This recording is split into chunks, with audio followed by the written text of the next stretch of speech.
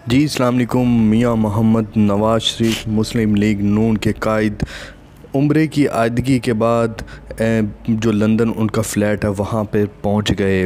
उनका इस्तकबाल उनके कारकुन ने मज़ीद बहुत ज़्यादा अच्छा किया और उनको ये आप सामने देख सकते हैं कि वो गाड़ी की फ्रंट सीट पे बैठे हुए हैं।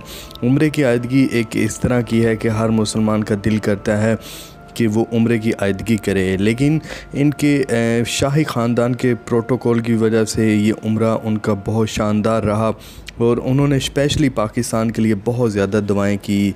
यहाँ पे सहाफ़ी ने सख्त तरीन सवालात पूछने की कोशिश की, लेकिन आप नवाज़ शरीफ के पर्सनल गार्ड ने बहुत दूर की तरफ सहाफ़ियों को धकेला।